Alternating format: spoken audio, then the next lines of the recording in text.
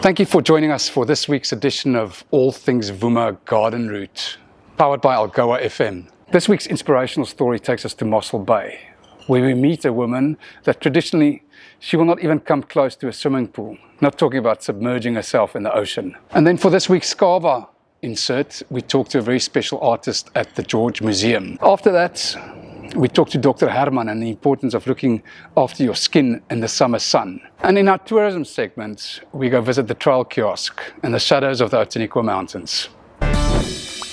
My name is Sophumela Qoma. I am from Xhosa in the Eastern Cape, in a small village called Bumba, which is close to King Williamstown.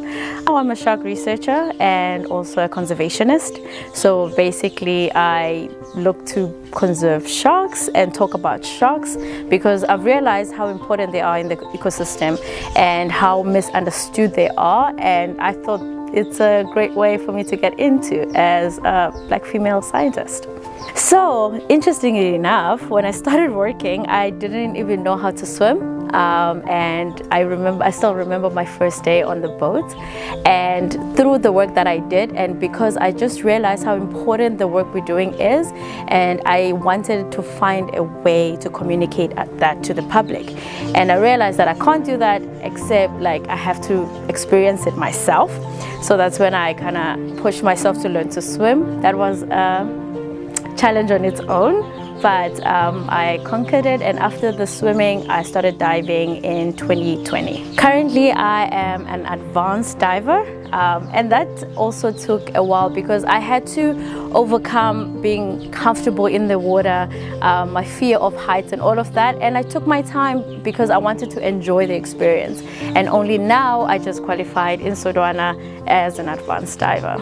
So one of the main reasons why I got into this is because I wanted to magnify people's voices and how they interacted with the ocean. But also I wanted to show that we as Xhosa people can actually go under the water and still be fine and enjoy that experience. But to this day, my family, my friends, my community in the villages are still shocked when they see my footages underwater because they don't believe that I do that, especially when they see the interaction with sharks.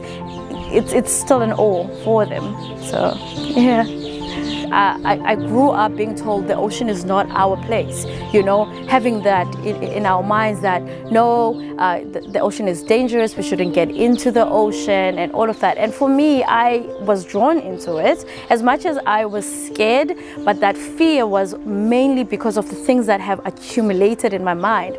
Hence, I went into that journey of actually pushing myself to learn to swim and to experience it myself. And now I can talk about it through a testimony rather than, it's possible. So that's why the push for me is to show that it's possible.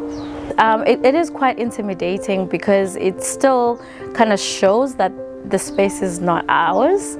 And for me, I am a very I listen to my body, I listen to what how I feel, even when I get in the water. I do a little bit of a prayer, and I just want to immerse myself in it.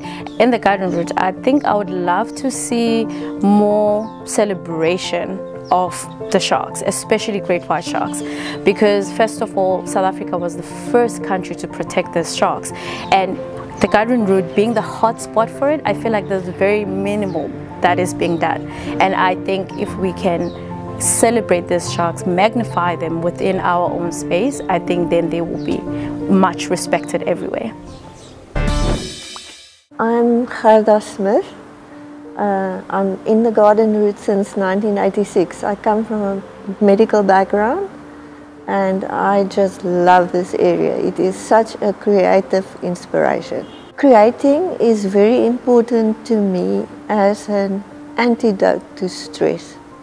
So I found a relief in being able to create something beautiful to handle stress. Fused glass involves glass being fired in a kiln according to a program, and it takes about 8 to 10 hours. I had a career as an anesthesiology in private practice, and where everything is very black and white, right or wrong, especially where dosages of drugs are concerned. Creating art takes me out of that. I can color outside the lines. I can see what happens if I do this, what happens if I do that.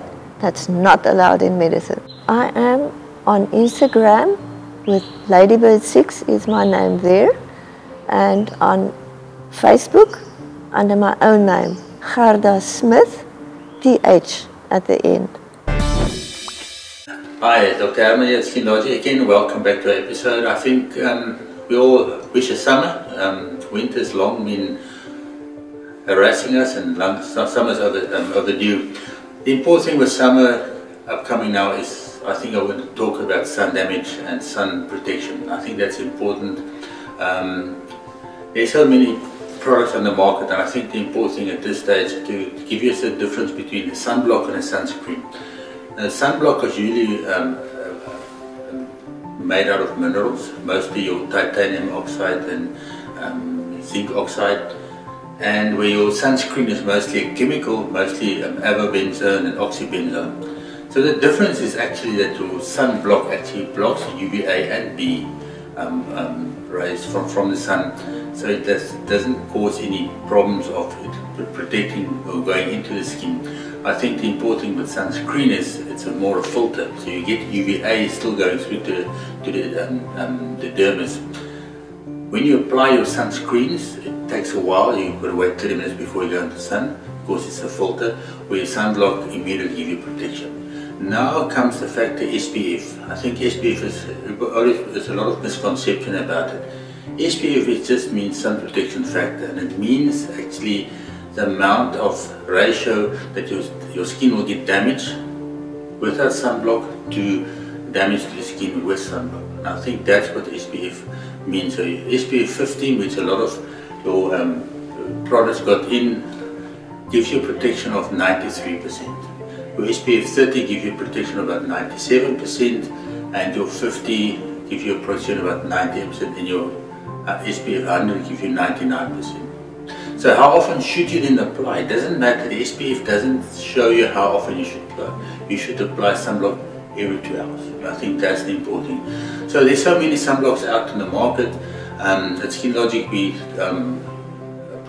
actually have got HelioCare, which is a medical grade sunblock.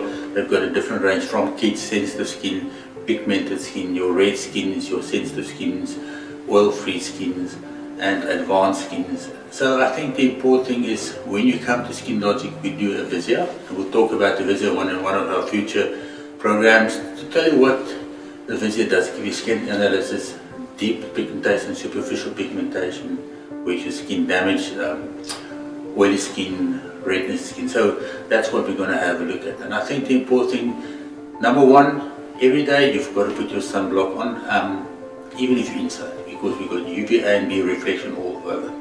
And I think the important thing is a lot of people say, I'm working inside, so I'm not going to use sunblock. I think the first thing you in the morning after you wash your face, you must put your sunblock on. And I think that's the take home, because even if it's sunny or cloudy or winter time, the sun is still giving you damage.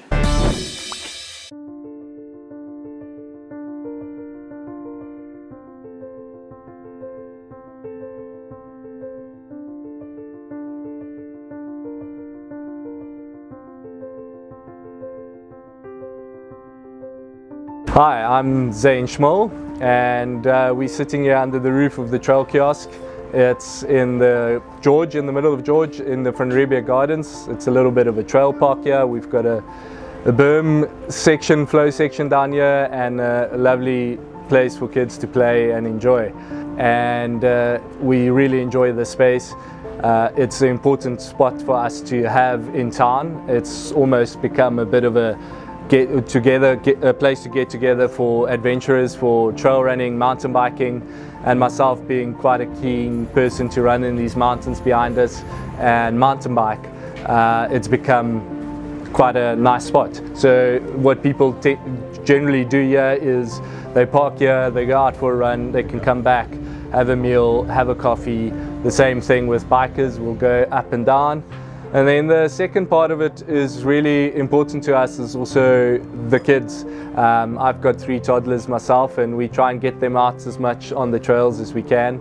And then also in this park, they just love it. They ride their bikes, they can come and swing, foofy slide, and really enjoy it. And I think it's important to have a space like this that is open, free, and kids can roam, and parents can have a good cup of coffee while their kids play.